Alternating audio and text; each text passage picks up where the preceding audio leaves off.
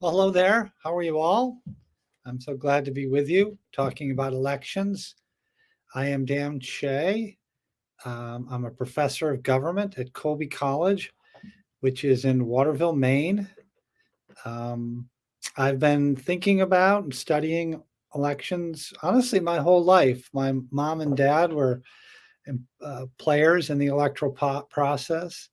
My dad was a professor of government. My mother was an activist. She was a woman that was a county party chair. So since I can remember my earliest days, I've been involved in elections. So I'm really glad to be with you. I'm really glad to be chatting about this. I will tell you that it is quite a challenge to talk about American elections in only about a half an hour. We'll save some time for Q&A, but it's hard. It's something that I've written a lot about. I've written, I don't know, upwards of 20 different books on this topic, and I lecture and teach a lot of courses. So condensing it all down to just a half an hour is not going to be easy. So I'm ready to go. We could dive in. I don't know. I can't quite see. There it is. There's the PowerPoint. That's me. I just wanted to point out that's my most recent book. We don't have any time to talk about this really, but in the United States, we've seen this dramatic bifurcation of elections based on geography. The rural voter has become very distinct. It's new in our system.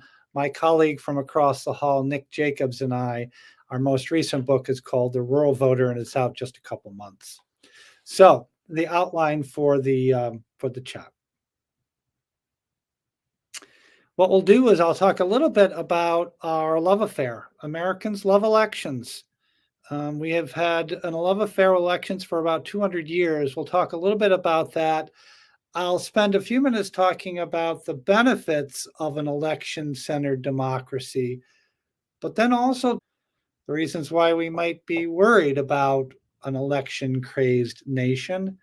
And then I'll spend a little bit of time talking about a few essential pieces to understand the American context, the American electoral context. I do want to save enough time for Q&A. So let's go through this. Let's begin with the first slide. And we do have a love affair election. Some would say that America is an election-crazed nation. Some people would think that we have elections every 4 years when we pick a president, but that's not true. We have elections every year, and we often have 2 elections every year. We have primary elections, and then we have general elections. We elect upwards of 500,000 elected positions in the United States. We have presidents and senators and House members. We have state legislatures. Often, nearly all of them have both a lower house and an upper house state legislative post. There are municipal contests. We elect district attorneys. We elect everything all the way down to actually an animal control officer. In some communities, we elect the dog catcher. So we have a lot of elected posts in America. We've socialized since we're young to rely upon elections. And just for fun, I say, if you're a kid, by the time you're 5 or 7, and there's a little bit of a debate about whether or not you should play kickball or you should play tag, everybody says, well, let's just vote on it. So Americans vote on a lot of things. We vote on who to select as president and what games to play at recess. At the same time, we are an election-crazed nation. It's only fair to admit that there's been a lot of introspection lately. There's a lot of growing concern that our democracy is moving in some unfortunate directions. And some of that, the argument goes, springs from this love affair with elections. Do we love them too much? Is the system out of whack because we put too much faith in the electoral process?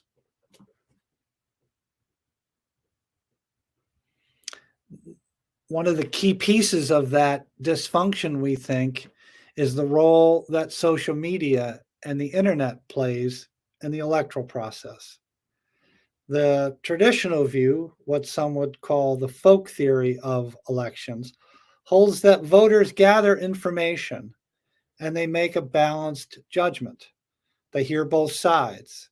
They hear about this candidate or about this policy, and then they hear about this candidate and this policy. They deliberate, they think it through, and they make their decision. Well, maybe that's not what's happening with social media these days. Maybe we only get information that already confirms to an existing position. I love this quote. We are roiled by preconceptions and biases. We usually do what feels easiest. We gorge on information that confirms our ideas and we shun that which doesn't. So the whole tenet, the whole basic premise of a deliberative election process might be transformed by social media and the internet. We often wonder, one of the ideas of elections in a competitive process, you get emerging at the middle, right? So often the distribution of voter preferences is normally distributed. It's a bell curve. And you would get candidates on each side fighting it out, and they would move towards the middle. But we're not seeing that anymore. We're not seeing a lot of compromise. As some of you might know, the Congress, the US Congress, is having a tougher and tougher time doing even the most basic governing function. Do elections create compromise anymore? We're not sure. We're not sure. Americans are starting to lose some faith. We have this love affair with elections. We elect everything, but we're increasingly unsure that elections actually do what we want them to do. Whether or not is to make things better, to move us in a new, Americans are starting to lose some faith in the electoral process. And we're seeing that in the past decade or two. And it's a really important transformation for generations and generations. Americans have felt that elections were the principal mechanism to change public policy, to give them a voice. A lot of Americans are starting to wonder if that's true anymore. I actually wrote about this. I made the case a couple of years ago in a magazine, a fairly prominent magazine in the United States called The Nation.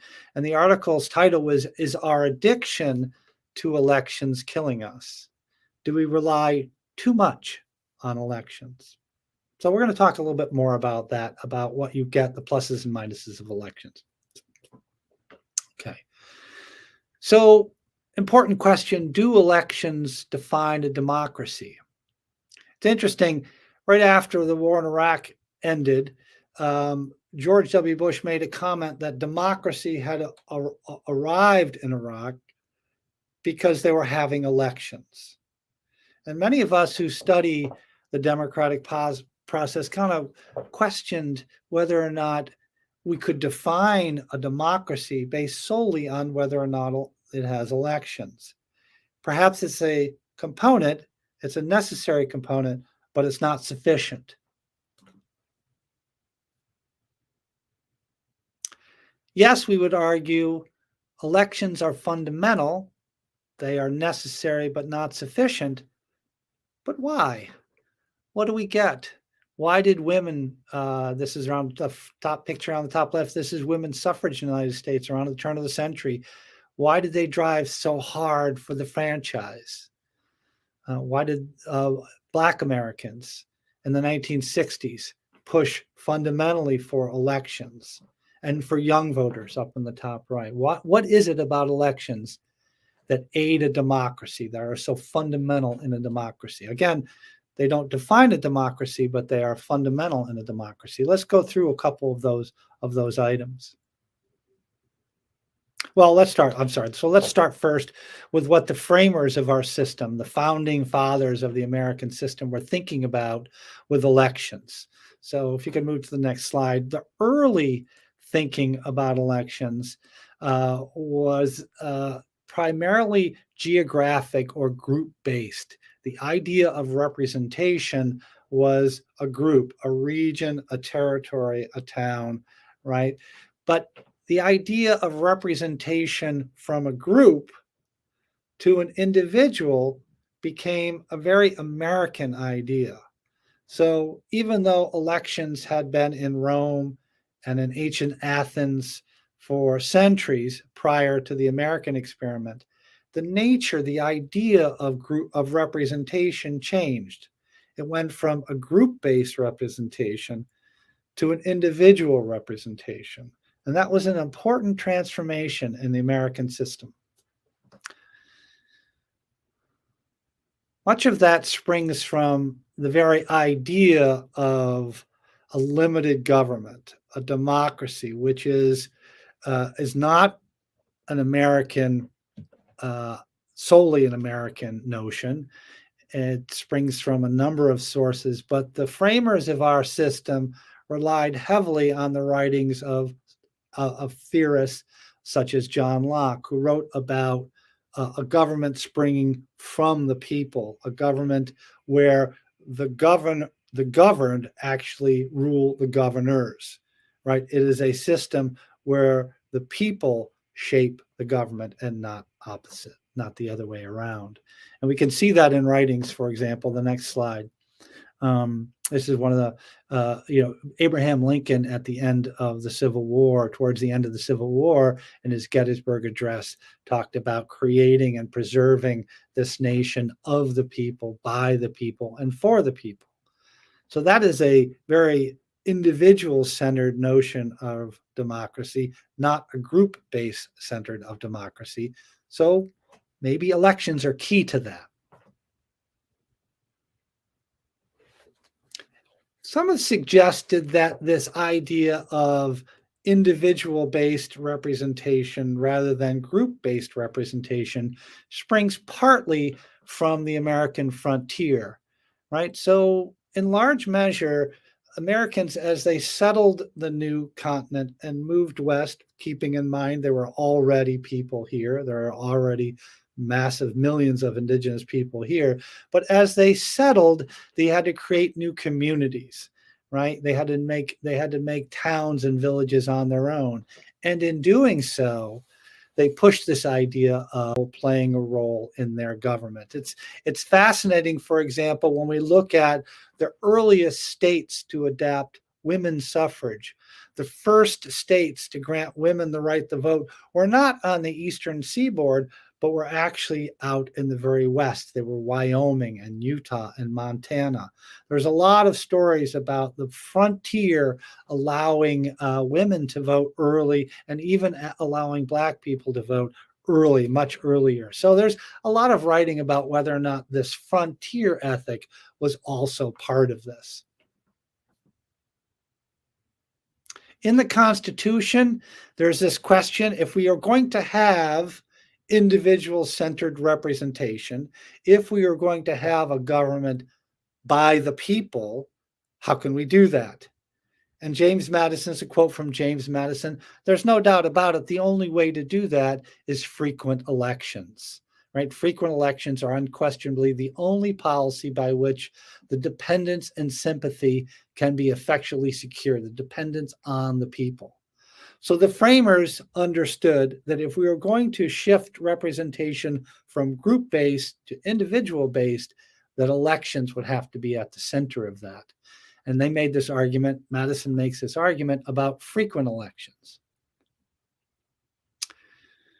But beyond that, beyond having frequent elections, they were very uncertain and very vague about who should be able to vote. What offices would we elect? How often would there be? Now, there were clear guidelines on federal offices in the Constitution, but many other places were left vague. Who would run for office? Would there be political parties? Would they be nominated? How would campaigns be conducted? How long would campaigns last? Right? There was a lot of ambiguity and uncertainty about the election process in the early years.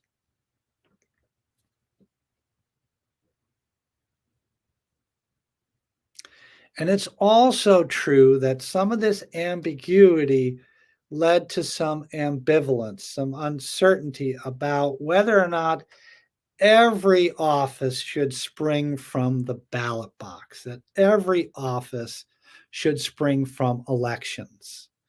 There are a number of pieces in the American Constitution that don't allow for elections, right? They don't allow for elections. In fact, the Constitution in the early version, prior to amendments, the only office that was elected directly from the people was the House of Representatives. The Senate, prior to the 17th Amendment, was actually elected by the state legislatures. People did not elect US senators. And as you probably know, to this day, individuals don't precisely elect the president. We elect people, electors, who then choose the president. So the other thing, for example, members of the judiciary, the court system, are not elected, which is a little bit different. Even the fact that senators have 6-year terms, that's a long time. There was some worry about too many elections.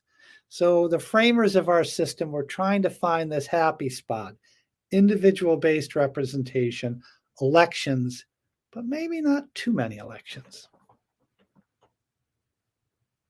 Now that all changed. That all changed by the 1840s. By the 1840s, there was couple things happened. First, there was this realization that average folks should have a greater say in the election process. So the number of elected posts that we're talking about, this 500,000 posts we're talking about, springs from this period we call Jacksonian democracy. So there was this notion, if we are really going to have a government by the people, we should have more involvement in elections. And a big part of that was what was called the corrupt deal. In 1824, briefly, in 1824, 4 candidates ran for the presidency, and neither one got a majority of the votes or majority of the Electoral College votes. It was sent to the House of Representatives, and the House of Representatives did not pick the person that came in first, right? They picked John Quincy Adams instead of Andrew Jackson. So the person that came in first did not become president.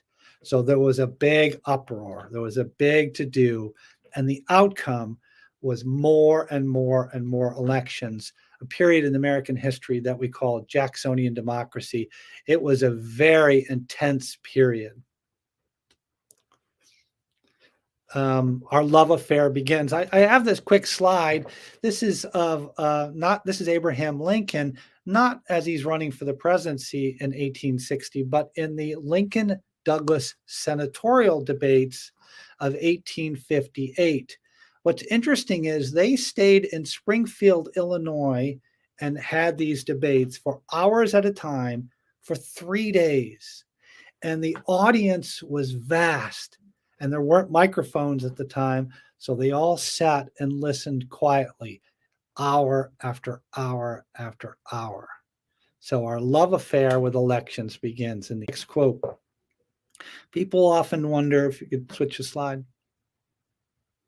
People often wonder that the intensity that we feel in our politics right now, surely that must be different than at any point in American history. Well, actually, I don't think it's true. I don't think that's true. So Charles Dickens, the author, the British author, as we know, was traveling in the U.S. in the 1840s, and he writes that quiet people avoid the question of the presidency, for there will be a new election in 3.5 years, and party feelings run very high. This great constitutional feature of the institution being that directly the acrimony of the last election is over, the acrimony of the next election begins. So he's writing in the 1840s that quiet people don't want to talk about politics because remember, the election of the president is only 3.5 years away. So this intensity that we see today was echoed in the 1840s for sure. So our deep love affair begins in the 1840s. So what do we get at it? What are the second piece of the chat is what are some of the benefits of this election-centered democracy? At the top of that list, we have to put systemic or system legitimacy. If people believe that elections should drive the outcome of government, that it should choose the personnel for government, then we got to have elections. It's pretty hard to move away from a model that people are familiar with, people are comfortable with, and people expect will be the way we do this. So elections provide some legitimacy. Now, this system legitimacy, it's only honest to say, has been turned on its head a little bit, right?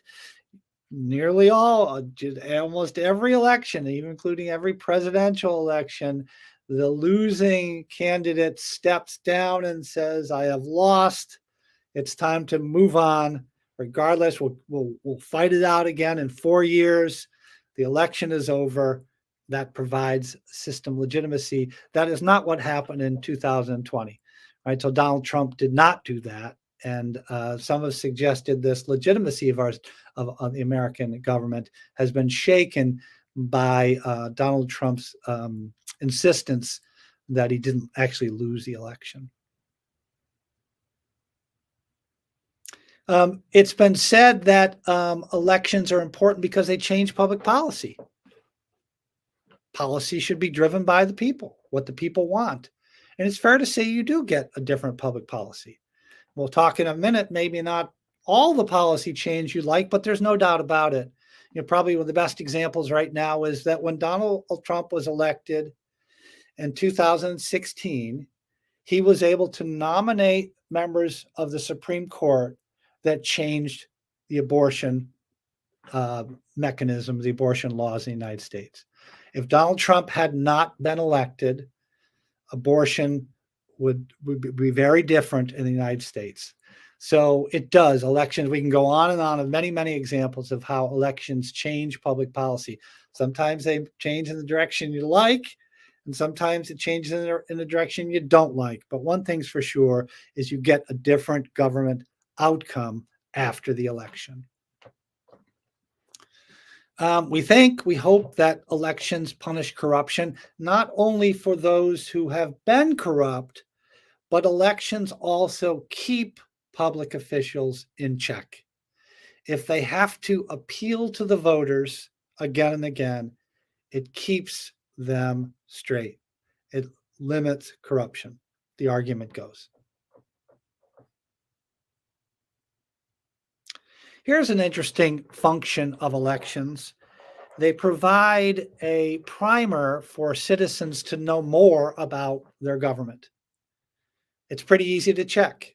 We can take a part of the country, a state that might not have a competitive election, very quiet, and we can test whether or not citizens in that state, that area, know a lot about what's going on.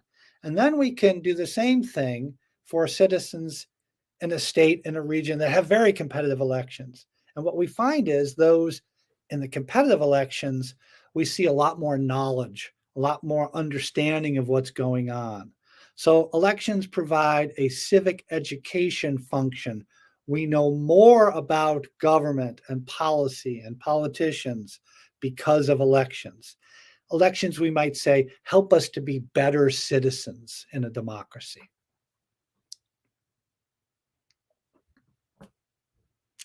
We also think that elections lower the likelihood of violence, right? The idea here is that we've had, I think in a comparative sense, we've had very little violence in American governance over the years.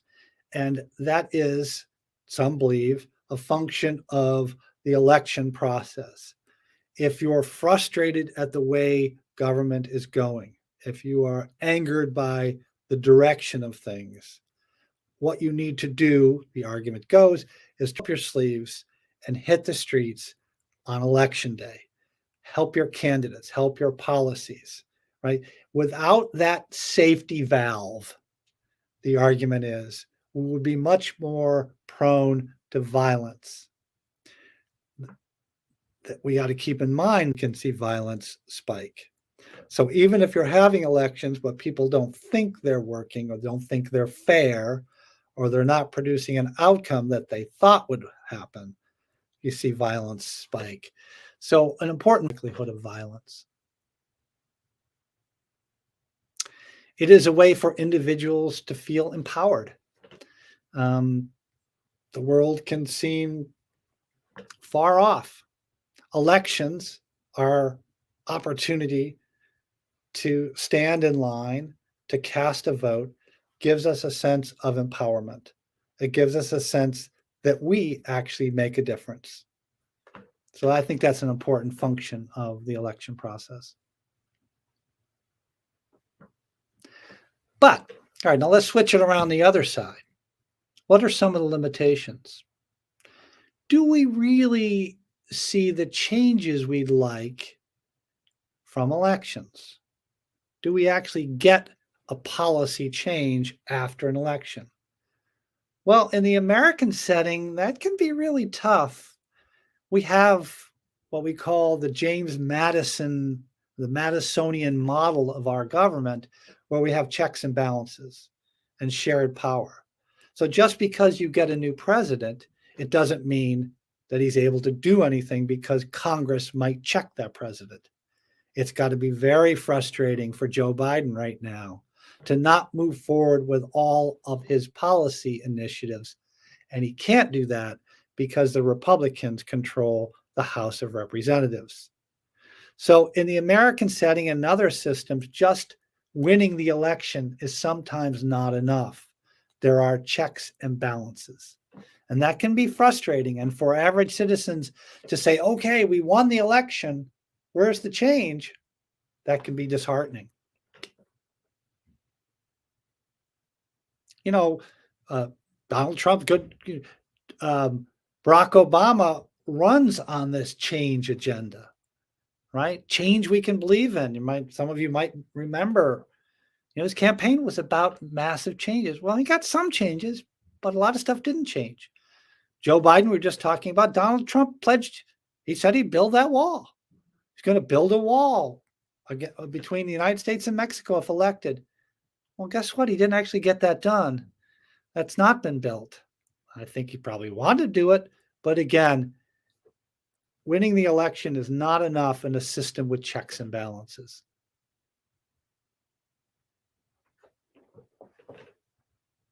There it is.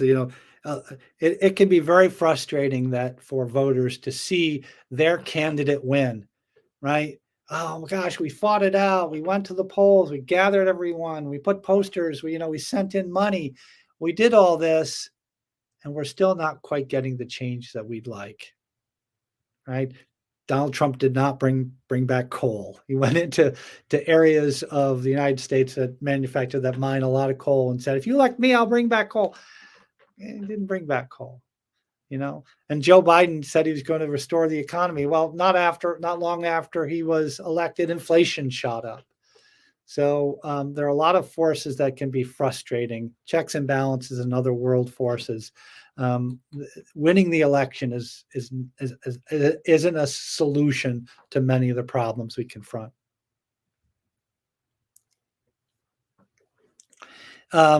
We have great diversity in the United States. We have geographic, demographic, we have federalism, right? So we have state levels and federal levels, and can be very frustrating for Americans to put all their stock into the election of a president or a new Senate or House, only to find that the state legislature is acting differently.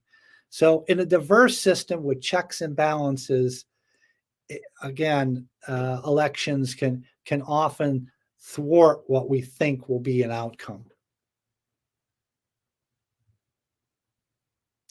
There's also a lot of scholarship to suggest that there's not necessarily a tight link between the politicians we pick on election day and our policy preferences. There are many examples. Ronald Reagan, we haven't mentioned yet. So Ronald Reagan won against Jimmy Carter in 1980. Many believe that he was ushering in the Reagan Revolution, that America had turned to the right, was anxious to be more conservative. Well, scholars took a look at that and it actually wasn't true. Americans were not any more likely to back conservative policies. They just didn't like Jimmy Carter. So, exactly why we vote for someone, it might actually not be policy centered, right? It might be personality centered, or it might be a sense of tribalism. One of the interesting things that we find in that rural voter book is that rural voters vote overwhelmingly for Republicans, but their policy preferences are not all that different than average Americans. So this candidate connection or tribalism can actually be more significant than policy preferences. We think that elections should change the policies, but sometimes they're just about changing the personnel, the person. There's also this idea, this is an interesting notion that elections create an atomized political system, an atomized.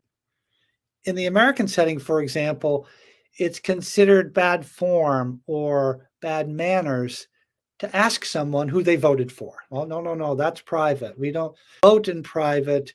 It's a private thing. Well, why private?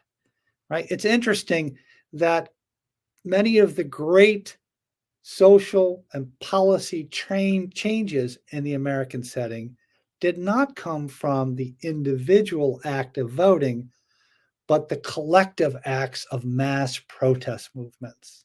It's mass protest movements that often reshape our government dramatically, not the individual act of voting. So many who think that government should spring from the will of the people think that elections by ourselves behind a curtain are maybe less effective than joining a massive protest, a rally, a group based mobilization. Elections can often lead to anti democratic leaders. There are many throughout world history.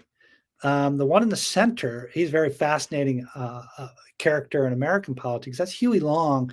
Huey Long was elected to the governor and later senator from Louisiana. And boy, he was about as corrupt as you can imagine. Boy, he had all sorts of different pools of money and hiring, and he held many offices at the same time. He was flat out one of the most corrupt politicians of his day, but they loved him in Louisiana. He would get elected over and over and over.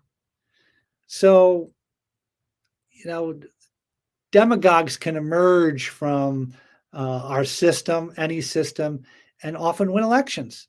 And they can win elections and turn the system against its democratic ends, right? So a democratic mechanism can lead to an authoritarian system. That's an old story. Many of you already know about that. We now know that elections are important, but they center around the acceptance of norms. So on the one side, we have Hillary Clinton and Barbara Bush. When Bill Clinton beat George Bush in 1992, boy, there was a lot of animosity between them. But when the election was over, the Bushes invited the Clintons to the White House. This is a picture of Hillary meeting Barbara at the White House. And they showed the rest of the nation that elections work because we can accept our defeat and we can move to a new administration, right? We saw that. We've seen that throughout American history. Actually, to be honest, until 2001, till January 6, 2001, which is, of course, the picture on the lower right. The election legitimacy process depends on the acceptance of norms and traditions. And maybe some politicians just don't accept those norms and traditions. So that's been a bit of a realization, a bit of a shock to us, we might say. Finally, there's this idea of whether or not elections can serve as a placebo, right? So Antonio Gramsci has this idea of cultural hegemony, right? So how can a government control its people? Well, one possibility is you can control its people by changing the culture to the point where the citizens acquiesce to their own misery. That is to say, we can't see anything else. Maybe we see elections, our love affair with elections, is a way, maybe, to control Americans, right? We don't imagine any other way to shake things up.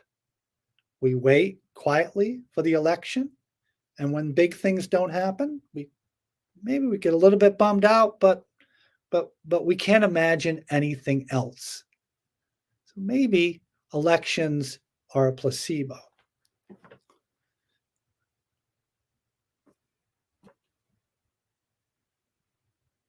We've had some rough times in American history, right? We've had periods during the Depression, during the Industrial Revolution, where you might think there would be a mass movement of the working class Americans. We don't get that.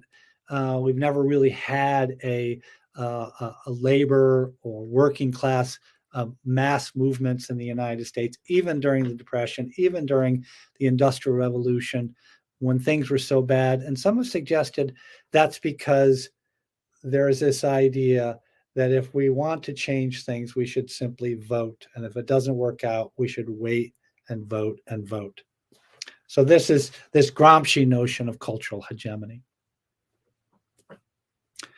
Well, that's a lot, and I want to try to conclude with some contemporary stuff. But what I've tried to say is we have this idea that elections are so important, and sure enough, elections do provide benefits in a democracy, no doubt about that. But there's also some glitches.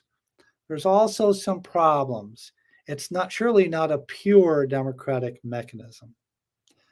I thought what I would do is switch gears a little bit and just go through in maybe 5 minutes, go through a couple of items that you may be in your mind, may be familiar with, or maybe not so familiar with that we can talk about in our contemporary elections.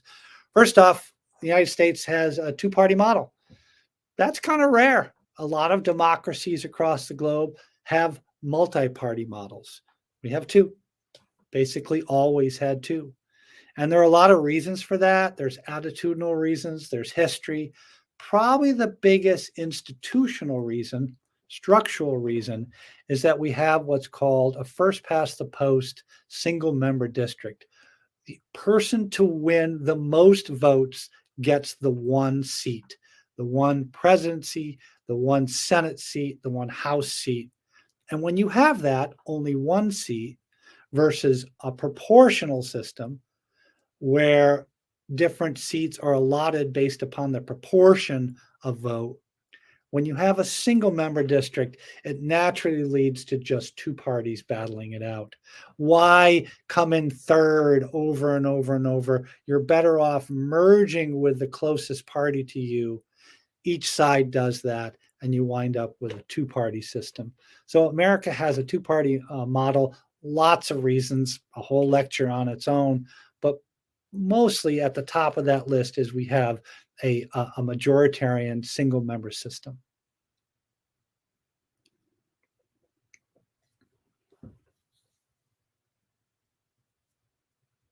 We also have primary elections. So, as I said, we often have two elections per year. The first is what's called a primary election. It's quite simply, how do we decide out of all the people that might want to hold the post, how do we decide which candidate will represent each party? So, what we do in the United States is we ask members of the party to vote for a different set of candidates. These are primary elections. We have them pick for the general election. We'll get to the presidency in a section, but it's essentially the same for the presidency as well. Who will run in November, the general election, the Democrat versus the Republican? We do that through primary elections in the United States. The general election is usually in November. Um, Kind of a big deal, but maybe not. One of the more frustrating things for many of us who study elections is why it's not a national holiday. It's not, it's just a Tuesday. Long history of why it's in November, why it's the second Tuesday after the first Monday in the Tuesday after the first Monday in November. Not a national holiday, not a state holiday. That leads to turnout that is pretty modest, right? Only about 50 to 60% of those who are able to vote in elections do so. I know. Why, if we love elections so much, why do sometimes only half of those who can vote turn out on election day? That's one of the great paradoxes and ironies of American democracy. Uh, it's been creeping up a little bit in the past couple years. 2020 turnout was in the low 60s, 63%, but still roughly 40% don't turn out. That's a problem for those of us who care about our democracy and our elections. The special case of presidential elections, we have a state-based primaries and caucuses. As you might know, it rolls through the calendar. So it's not much of a contest this year. The Democrats have decided early on that it's going to be Joe Biden. So Nikki Haley and a few Republicans tried to sort of nudge out Donald Trump, not working so well. It is sort of state-based and it moves through the calendar on the election election year, winter and spring. By March, most of us expect that Nikki Haley will drop out of the race and Donald Trump will be the Republican nominee. There'll be a lot of states left to go, but it doesn't matter. In the end, it'll wind up being Joe Biden versus Donald Trump. It can be a very long, very expensive campaign, unlike other systems.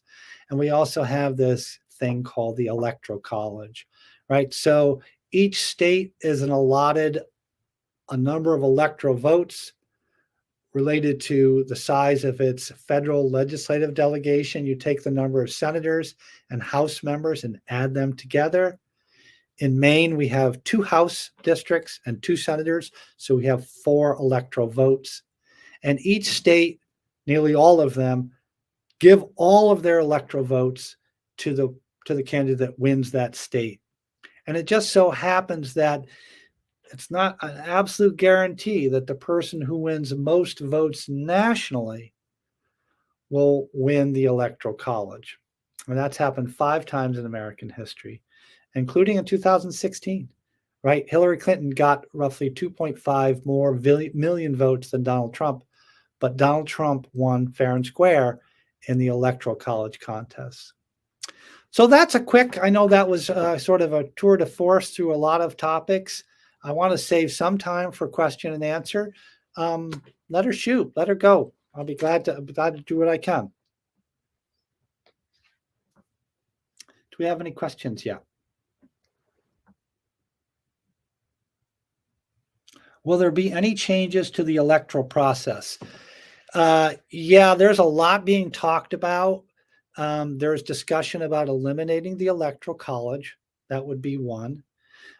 Also changing the primary system. Many states are now moving towards or starting to think about, instead of it being based upon picking a Democrat, maybe there should be the 2, what's called a top 2. So regardless of what party they come from, maybe we pick the top 2, top 3. Alaska now has a top 4 system, regardless of what party the candidates are from. The general election has top 4. So there are some changes. There's always discussion about trying to do something about the amount of money in elections. Election changes are difficult because, remember, the majority party, the party in power, benefited from that existing system. So changes are hard to come about.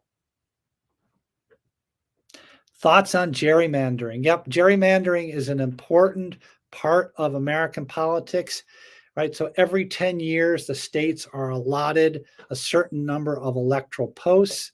electoral seats in the House of Representatives or in the state legislature. Well, what's the district? What will they look like? The state legislature does that. And they'll often, the state legislature being controlled by one party, will rig the system in order to give one party an advantage in the next election. I will say an interesting little asterisk on that. Part of the problem with gerrymandering is what's called geopolitical sorting. Americans, it seems, are starting to move towards ideologically homogenous neighborhoods. We're moving to places where people think about politics the same way we do.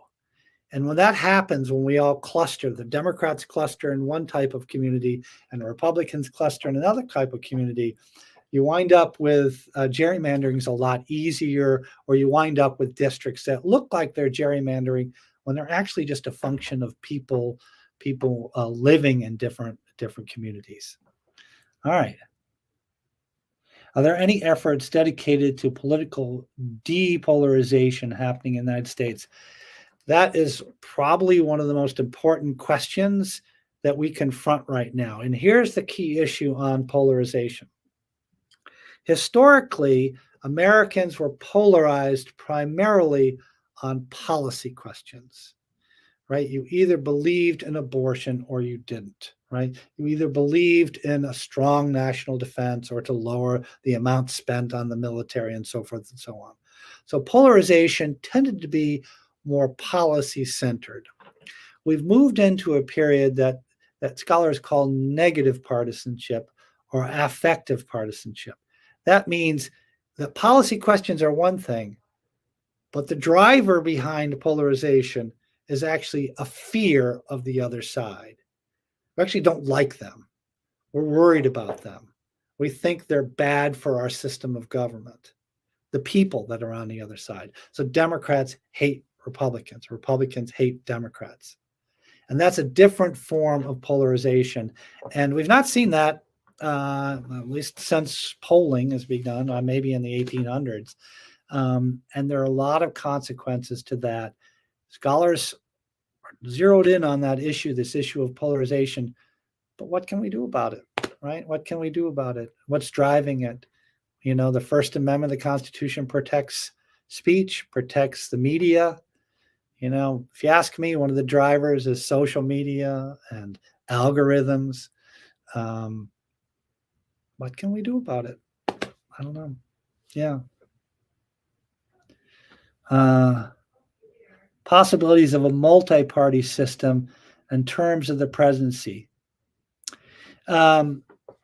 Every couple of years or every couple of elections, there is discussion about whether or not minor party candidates would do this. I tend to think that the institutional arrangements, we didn't talk, by the way, about the institutional arrangement of the Electoral College, minimizing the likelihood of a minor party succeeding. Let's just take, for example, a few decades ago, a minor party candidate, Ross Perot. So Ross Perot ran for the presidency in 1992. He did pretty well, right? He got upwards of 20% of the vote, 1 out of 5 votes. Do you know how many Electoral College votes he got? He got 0. He didn't get a single Electoral College vote because the states allocate their electoral votes to the winner. So there are a lot of forces against a minor party system, but I will tell you, there are a lot of voters in this election that are not happy with the choices, right? Polling is telling us Americans are not happy with Donald Trump and with Joe Biden. I do think this time there might be maybe an opening for a minor party candidate. And there are some ways that you can enhance the minor party candidates. Actually, some ways that you could shift the Electoral College without changing the Constitution, which is a bit of a story.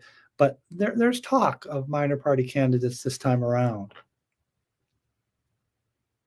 How do local districts provide the election process to monitoring groups that oversee elections? What are the tools used to ensure transparency? Right. Well, that's a big issue in recent years or since the 2020 elections. The way elections are conducted is that neutral observers are there at every polling place. There's at least one from each political party that sit there and watch the process. Um, we've not had problems with in the election process. Study after study has been done. It's a very minor issue. They're generally done fairly, accurately, um, but we are beginning to worry a little bit about transparency because of the changing mechanism for election, moving to electronic voting. Well, I'm happy to say, though, that the 2020 election is reported to be the most secure election, the most fair and honest, accurate election in American history. And that was driven by a lot of electronic monitoring. So there's a bit of an issue, but I want to be honest with you. You know, as a professor, we just speak our minds. We think a lot of this concerns about the accuracy of elections spring from sour grapes from the Trump and his forces losing the last election. Why do some Americans want to elect Trump? What specific qualities? Here's what I would say about Donald Trump. It's a great question. Why elect Donald Trump? On the one hand, there seems to be so many reasons why voters might vote against Donald Trump. But I do think a lot of voters turn to Donald Trump because they feel their world is changing. Their world is changing in a way that they don't like. They are desperate. They see the American economic escalator has stalled. They wonder if their kids will have it as good as they have, right? So the history of America is each generation having it better than the next. Now we're starting to wonder, will our kids have it as good as us? So there is this anxiety that is about the future. And I think Donald Trump appeals to many of these voters because he is determined to shake things up. He is determined to not only shake up policy and agreements and treaties, but the very sort of and language and norms. You know, when I see some of those things happen, I see the disruption of the norms of elections. It worries me. But some voters say, "Yeah, do it. We want something different. We're looking for destabilization because we're worried about the future." That's my best guess as to why a lot of people would back Donald Trump, because he offers a radical departure, we would say. Okay. How has the role of money in the politics evolved over time? Well, we didn't. Money in politics was not important until the turn of the century, turn of the 20th century. But then there was this realization, particularly by the 1950s, when a couple things happened. Television became important, right? It used to be that communications were interpersonal. You would knock on the door of a neighbor. But with television and later internet and computer-based campaigning as a profession, we have a lot of campaign consultants. They're poll driven. Those are very, very expensive. So elections are very expensive. Now, I'm going to give you a different thought on money in elections. Do keep in mind that they're a form of expression. Giving money to candidates is a form of free speech, right? When someone gives money to a candidate, that is an expression of support. The problem, it seems to me, is that the playing field can be distorted by excessive groups, by a small group. And we've seen that by small groups of people, by one individual. It's not the amount of money that individuals, average people like me, and might be able to give to a campaign. It's massive donations. The snag on that is the First Amendment. Right now, the courts have interpreted the First Amendment free speech clause to include primarily, mostly, the giving of money. So, as much as we might want to change the campaign finance system, every time there's a move to do that, the court says, well, you can't do it because we have this provision in the Constitution regarding free speech, and giving money is a form of speech. Now, we could change the Constitution, and we could also create some voluntary systems to get around that.